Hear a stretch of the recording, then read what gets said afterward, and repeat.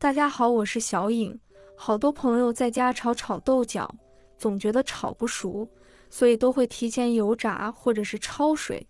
但油炸的不健康，焯水的又营养，就大打折扣了。也有人直接炒又不好吃，而且还不容易熟。今天教大家酒店做法，这样巧颜色翠绿不发黄，而且鲜香又入味，上桌比大鱼大肉都受欢迎。一起跟着视频看看具体的操作方法吧。首先把豆角放到盆里面，再倒满清水，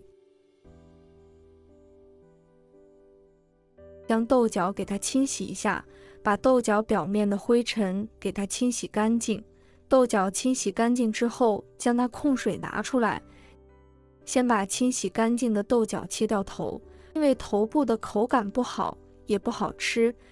再把豆角切成小段，全部切好之后，装入一个大一点的碗中，然后碗里面加入1勺食盐，再倒满1大碗清水，水位没过豆角就可以了。用手轻轻地抓洗一下，让豆角里面的食盐化开，用盐水清洗过的豆角，那样吃起来就会更加的放心。抓洗干净之后，先放一盘浸泡5分钟左右。接下来把1块钱的五花肉切成薄片，五花肉切薄一些，不要切得太厚，这样荤素完美搭配，既开胃又好吃，又更加营养。切成我们手中这样的厚片就可以了。然后我们装入碗中备用。这个时间我们来准备其他配料。一个红椒将头切掉，跟着把红椒切开，再把辣椒子去掉，跟着把红椒中间切开，再切成细条，长短和豆角差不多就行。主要呢是起到一个配色的作用，让成菜更加好看。切好先放在一边备用。跟着准备几瓣大蒜，将其切成厚片。豆角搭配大蒜爆炒，味道更香，有种特殊的香味，喜欢的人特别喜欢。切好的蒜片呢，也先放在一边备用。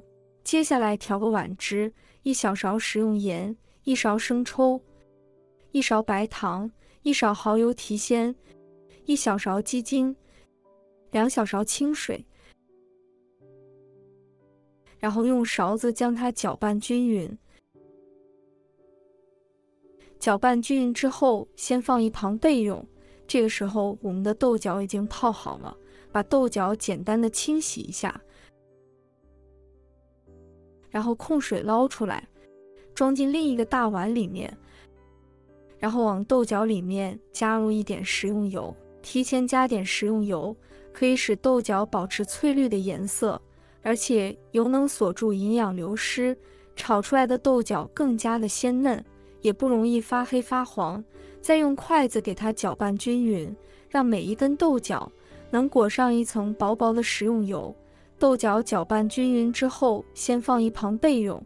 接下来锅中烧水，水开把蒸屉放上来，跟着我们把豆角进来。炒豆角我们不焯水也不过油，采用蒸制的方式，最大程度的保留豆角的营养和鲜香味，那样炒出来的豆角比较鲜嫩，脆脆的感觉非常的好吃。然后盖上盖子，开大火把水烧开，水开后蒸2分钟左右。现在时间到了，我们打开看一下，哇，颜色翠绿翠绿的，非常的好看。